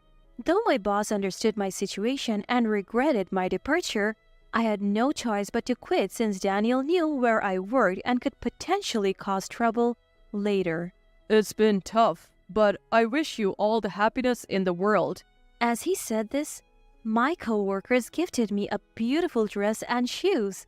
Thrown out of my home in just a t-shirt, jeans, and sandals, they had gone shopping for me at a nearby store. It's a gift. I hope you find happiness moving forward. Leaving my wonderful colleagues was hard, but I felt blessed to have worked in such a supportive environment. I decided to go back to my parents' house afterwards. When I was dragged to court from the home I had shared with Daniel, I had packed my work supplies and valuables in a bag so I could immediately start working as a freelance illustrator. Thankfully, my freelance work as an illustrator kept me financially stable. Daniel and his family, on the other hand, weren't so lucky. They couldn't pay the rent for the house they lived in and were evicted. They moved into the house Daniel and I used to share, but they lost that one too when they couldn't pay the rent. Daniel desperately started looking for a new job, but his gap in employment and homelessness made it difficult for him to find one. Currently, it seems they're living in a makeshift shack by a river near their old house. I know this because Daniel reached out to me once. When I answered the call from a public phone, Daniel was crying and told me how sorry he was. I have realized I can't live without you, Betty. Can we please start over? You regretted marrying an older woman, didn't you? I'm done being your cash cow. Goodbye. After that call, I never answered another from a public phone. The parents' house is quite a distance away from where Daniel is located in the countryside. Daniel, who doesn't have much money, probably can't afford to make the trip all the way here. The lesson I've learned from my failed marriage is that there's no rush to get married. Whether you're 30 or 40, living the way you want to is what truly matters. For making me realize that, I guess I owe Daniel a tiny bit of thanks. Before payday as usual, my eldest son, his wife, and their daughter came to visit me at my home. After dinner, they lounged in the living room without helping clean up. As I was about to bring them coffee, I overheard a conversation between my son and his wife through the door. Ariel, we should take this house for ourselves. Let's put Mom in some facility. We should make her give it to us while she's still alive. We don't want her getting forgetful. I'll find a good place for her. Dad apparently left some money, too. Great, haha. Mother-in-law's like an ATM, huh? Take out money whenever you want. Exactly. It's good to have rich parents.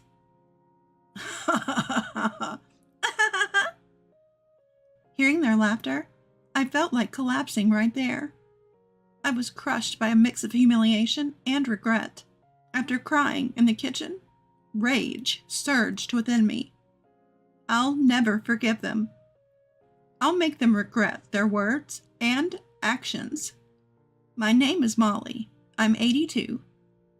I lived alone in this house full of memories with my late husband, whom I was arranged to marry. I enjoyed my solitude, attending theater by train or bus, going to department store events. I led my life at my own pace, even skimping on meals or cleaning on my weary days. But then, an issue arose. My estranged eldest son, who had been out of touch since dropping out of high school, started visiting frequently with his wife and daughter. I didn't even know he was married with a child. Yet they just showed up out of the blue saying, "We've come to show you our grandchild." "You must be thrilled," leaving me utterly bewildered. His only goal seemed to be my $7 million inheritance from my father. My father was a company president who owned multiple buildings and apartments in prime locations. After complex legal proceedings, it became mine. That's when my son and his wife started cozying up to me. In retrospect, accepting their first request was probably my mistake. It only escalated from there. Still, it was hard to say no when it was for my granddaughter. They had moved to the same town and were once again at my home during dinner. Chicken and tomato soup? What a lonely dinner. My son, who had invited himself over and then complained, helped himself to seconds before broaching a new topic. "Mom, we want Melody to take ballet and piano lessons." "Well, why not?" My 6-year-old granddaughter has been skillfully picking out the vegetables from her chicken and tomato soup and arranging them on the table. I'm taken aback. But my eldest son and daughter-in-law are ignoring it. I bite my tongue and go back to my own plate, figuring it's not my place to reprimand her if her parents won't. It cost around $2,000 a year for the recital costumes and private lessons. Oh, that's quite a bit. You'll cover it, right, Grandma? Excuse me? My daughter-in-law continues with an air of expectation.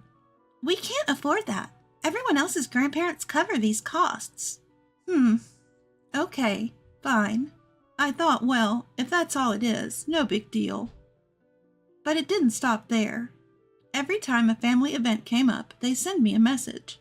Give us $2,000 for a theme park overnight trip, $10,000 for a new car, and $5,000 for our grandchild's graduation trip abroad. Knowing the financial situation of my eldest son's family, I've always been generous with gifts for my grandchild, like for school enrollment and Christmas presents. Yet they still act this way. And yet, this is how they act. Meanwhile, my younger son and his wife, both busy with full-time jobs and living in the neighboring state, only manage to visit around Christmas time. Because my sons have never gotten along, my younger son carefully plans his visits to avoid running into his older brother. When they do come, his wife helps out in the kitchen, and he takes on tasks like caring for the plants in the garden or cleaning out the storage room. They've never asked for money. After my husband passed away, when I was at my lowest, they would come to chat or take me out for afternoon tea at a hotel. They always tried to lift my spirits. Feeling guilty for the apparent favoritism, I once apologized to them. They smiled warmly and reassured me. We both work part-time and don't have children, so it's no big deal for us.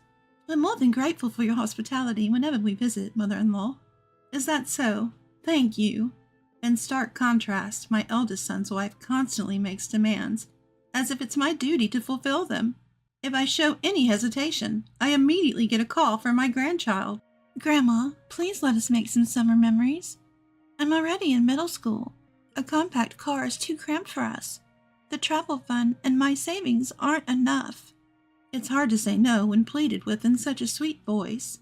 That's how my eldest wife's son manipulates, making my grandchild call to coax money out of me, time and again. The last straw was the Sweet 16 party that cost $10,000. When I tried to decline due to the exorbitant cost, She exploded over the phone. Don't you care about your only grandchild? You know we don't make much, right? This is a special occasion. Just give us the money without making a fuss. If they're aware that their income is limited, why not take some initiative, like getting regular jobs or even a side gig? They both never quit their jobs. That's why they never get a raise, right? I wanted to say that, but I didn't want to turn it into a mother-in-law versus daughter-in-law showdown, so I just gave them the money. It's not that I mind spending money on my grandchild. It's the entitled attitude from my eldest son and his family that bothers me. Despite constantly asking me for things, my daughter-in-law treats me poorly. As winter was ending, I got a message over the weekend saying, "I want to go to Grandma's house." My grandchild mentioned craving shrimp gratin. Tired but determined, I went shopping and made a special meal for the family. They walked in barely saying hello, made themselves at home on the living room couch, and started using their phones or watching TV. "Could you bring us some snacks?" "Sure, I'll bring some cookies." I questioned why the daughter-in-law couldn't make coffee for her own family, but told myself they were guests and prepared the coffee. This has been the pattern since the grandchild was small. They show up right before payday, eat dinner, take a bath, enjoy some beer or juice and snacks, and leave without cleaning up. They don't help with dishes or say thank you. He doesn't even ask. He just takes loads of stuff every time, from daily necessities to groceries. You'd think he could just ask me, but no, he takes things without saying a word. I've just been letting it go, thinking that protesting would be pointless. But having to repurchase everything from groceries to daily necessities is both cumbersome and a real hassle. "Dinner's ready. Would you like to eat in the living room?" I called out, but no one looked up from their phones. You're slow. Just bring it already. Even though I'm inwardly annoyed by my eldest son's domineering attitude, I bring meals for 3 people into the living room.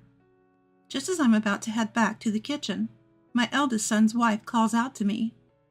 "Your voice sounds strange, mother-in-law. Do you have a cold?" "Yes, my throat's a bit sore, and I'm feeling sluggish." "Don't get us sick, okay?" my daughter-in-law said, making a face as she started to eat. I was foolish to expect a kind word. And after dinner, they all just sat there, each engrossed in their phones. Not a word of thanks, not a hint of wanting to help clean up. I was surprised at how disappointed I felt. I had still been hoping for something better from my son and his wife. I shuttled between the kitchen and the living room, separated by a sliding door, to put away the dishes for 3 people in the sink. I wash the dishes and make fresh tea for 4. I place my own glass on the dining table and carry the rest to the living room. Just as I'm about to open the sliding door, I hear my eldest son's wife speaking in a displeased tone. "So how much longer is mother-in-law staying in this house?" What do you mean? "This place has an old house, but the land is huge, and it's in a great location." "I'd love to live here, Mom. Our current apartment is way too small." "Ew, no way I'm living with an old person." Look, Ariel, why don't we take the house and put Mom in some facility? "That works, but only after we make her gift us the house legally. It'll be a problem if she becomes senile." "That's so mean, Mom." "Well, she might agree if you ask her, Melody. And if she chooses the facility now, she can pick one she likes." So I'll go find a good senior living facility for you. Can't miss out on Grandpa's $700 million inheritance. "Thank you, huh? Having mother-in-law is like having an ATM. Withdraw cash whenever you want, huh?" You got it. It's a lifesaver having rich parents. I felt like collapsing right there as the 3 of them laughed. I wobbled over to the dining table and set down my glass and slumped into a chair. I have to say, I'm pretty spry for 82. My mental age feels like it's in the 50s, and my daily routine involves walking. I shop using public transportation or my bike, and I handle daily chores alone. I was considering making my home more accessible, but who knew my eldest son and his family would plan to take over the house? Soon enough, a sliding door opened, and an angry voice boomed. "Mother-in-law, where's my tea?" "I'm not feeling well. Get it yourself." "Ugh, this is why I can't stand old people. Can't you be hospitable to your guests?" Rolling her eyes and mumbling just loud enough for me to hear, my daughter-in-law left with my son and granddaughter, leaving the living room a mess. Alone again. I felt a wave of exhaustion wash over me. I always feel worn out after they visit, but this time was especially draining. Tears flooded my eyes as I remembered their heartless words and actions. How could they think that way? Where did I go wrong raising my eldest son? My chest ached with shame and regret. After shedding some tears, a wave of anger surged within me. I clenched my fists. I won't let them get away with this. They'll regret their actions. Just you wait.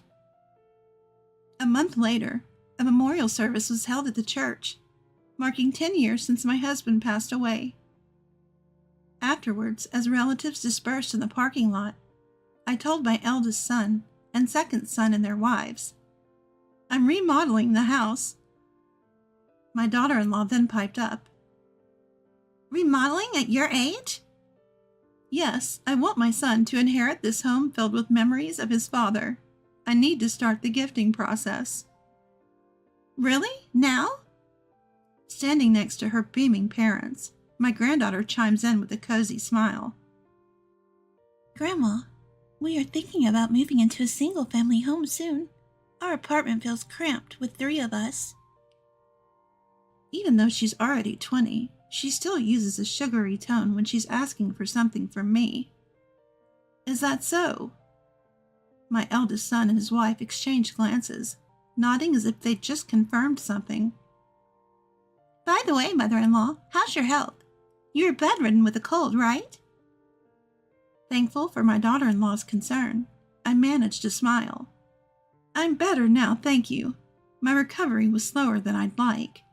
"Oh, no, you keep us updated. You want pity because you're living alone at your age, right?"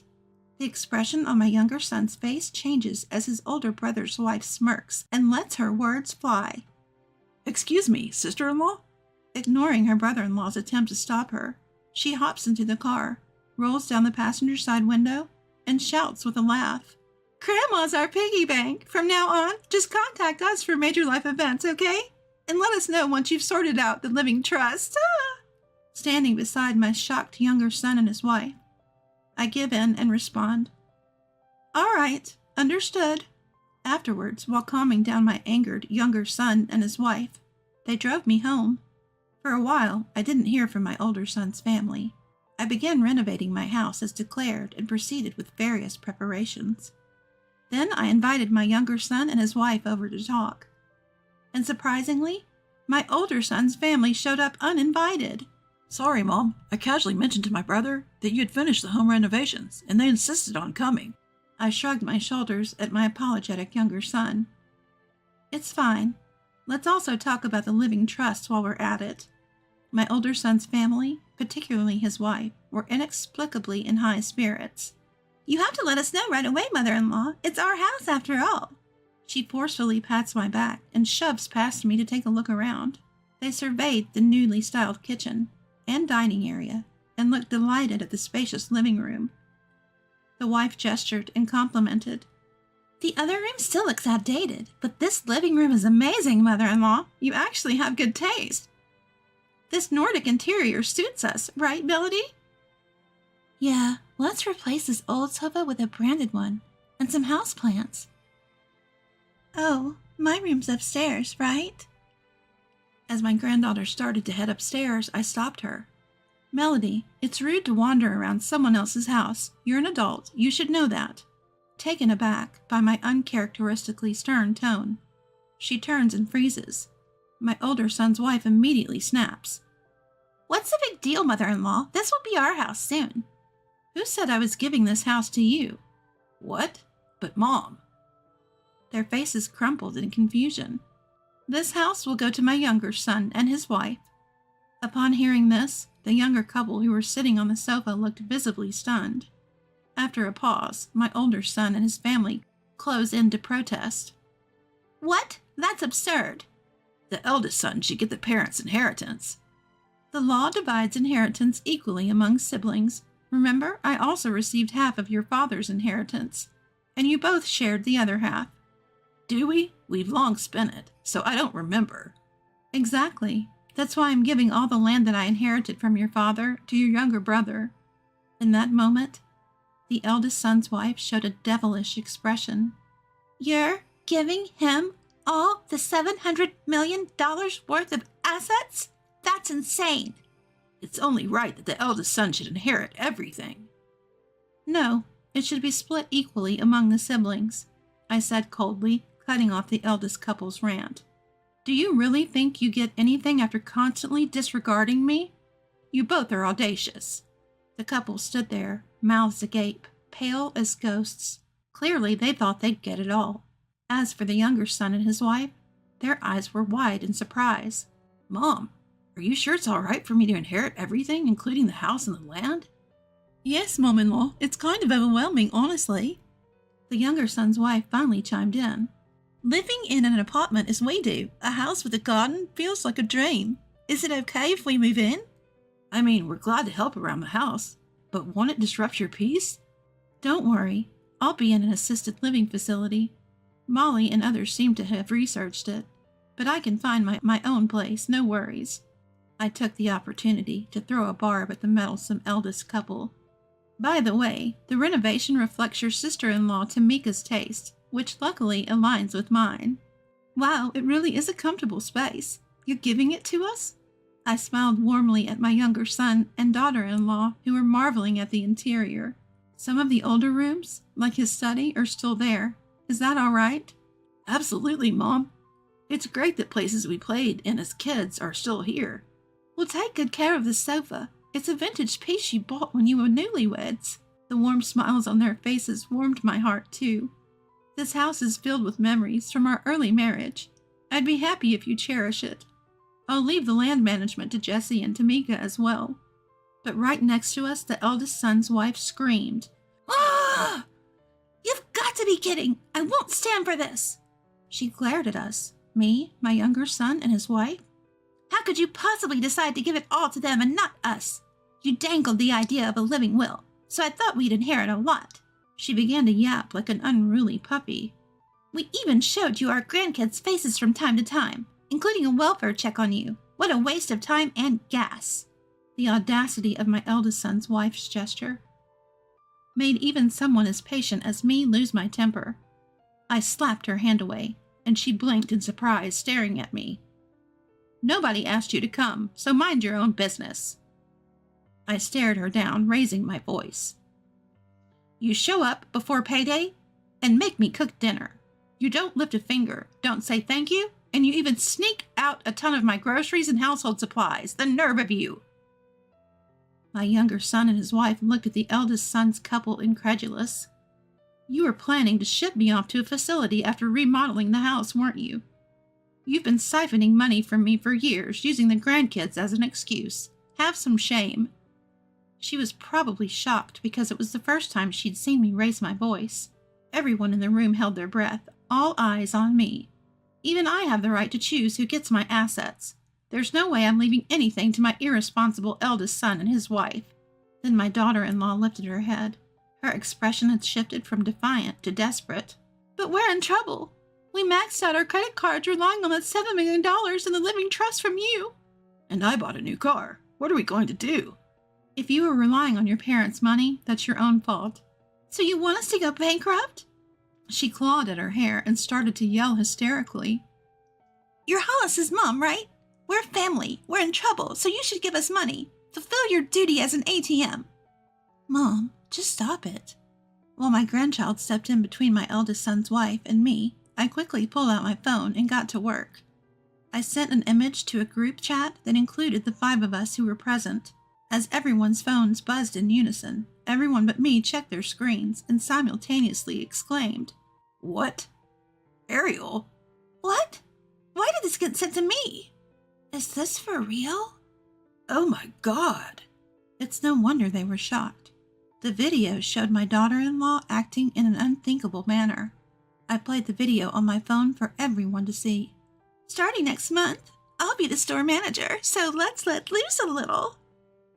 There she was, my eldest son's wife, gleefully standing at the cash register of my own workplace in her uniform. She chugged down a can of beer in one go. Then she began greedily devouring the snacks, sandwiches, and deli items laid out on the counter. "It's fine. I'll pay for it. It's just $25. With a smile, she blurted something into her mobile phone, and the video came to an end. Faced with cold stares from the family, my eldest son's wife offered an awkward excuse, forcing a smile. "It's okay. I was really hungry, and I paid for it." You're kidding, right? Eating and drinking is prohibited in the store, especially during work hours. My son was not amused. "It's okay. I only sent it to my partner." "But what if he leaks it online?" I shook my head in disbelief. I felt sorry for my son and granddaughter, who were searching the internet with solemn faces. "Don't worry. The original video has already been deleted." Really? How do you know? A friend of Ariel's, who's also a friend of mine, showed it to me. Remember the barbecue we had when Melody was little? "Oh, yeah." I showed the video to the store manager when I visited. He deleted it right in front of me, saying it was a lesson for Ariel. And then? I'm sure you can guess what happened next. "Can you believe this old hag?"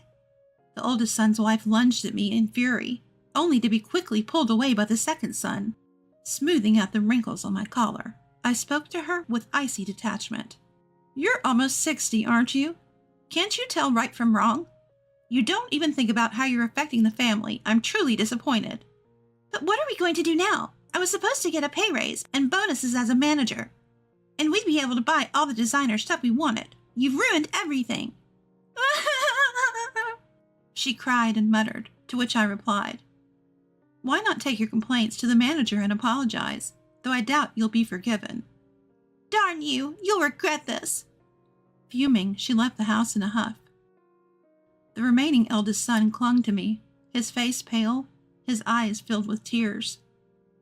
"What should I do? We won't be able to pay our condo rent anymore. Mom, I apologize for the awful things I've said. Please help me out." "I have no money to give you. This conversation is over. Go home." "Dad, let's give it up." Though his daughter tried to pull him away, he remained as rooted to the floor as if he had grown roots. This time, he turned to his younger brother, desperation in his voice. "Hey, Jesse, even if it's just 1/3, could you share some of Grandpa's land with me?" "No way. You ignored Mom, and now you dare ask?" Shaking off his brother's grip, the eldest son collapsed onto the floor, his voice weak. "This is bad. I'm heading for bankruptcy." "Come on, Dad. Let's go home. Stop making a scene." Prompted by his daughter, my eldest son left with his shoulders slumped. In that moment, she seemed to have aged significantly. Though my eldest son's wife eventually apologized, it was too late. The opportunity for her to become the store manager was rescinded, and she was forced to resign immediately. According to my eldest son, she had been racking up debt, buying designer clothes and bags on credit cards. To pay off her debts, she not only worked daytime shifts but also took on extra work at night, essentially working around the clock. My eldest son, who had taken out a car loan, assuming he would receive financial help from me, sadly had to sell the car. Even then, they couldn't catch up on repaying her debts and eventually couldn't afford their apartment rent, moving to a rundown apartment instead. My granddaughter, who was the only one leading a decent life, working in retail, ended up having a big fight with her parents over taking on their debts and moved to a different apartment. She had once ridiculed me along with her parents, but she had lost all patience with her mother's excessive shopping and her disturbing workplace behavior. She even blocked calls from both parents when her father, my eldest son, started asking her for money. My eldest son admitted that he has no idea where she is or what she's doing now. There's tension between the couple, and although divorce has been discussed, they've opted for an in-house separation due to the cost of living apart in their cramped apartment. It's a pitiful situation, and it filled me with sympathy. Having transferred my house to my younger son and his wife and completed the gifting process for the land inherited from my father, I moved into an independent living facility for seniors that I had previously applied to. Here, I'm living a relaxed life, growing flowers and watching movies on my computer. I sometimes go shopping with friends I've made here, or have coffee and chats with my younger son and his wife who come to visit. I blocked contact with my eldest son and his wife after their messages begging for money became overwhelming. Now I have no more worries about being exploited as their unpaid housekeeper, or them siphoning off my money. I plan to spend the rest of my life peacefully, watching over my kind-hearted younger son and his wife.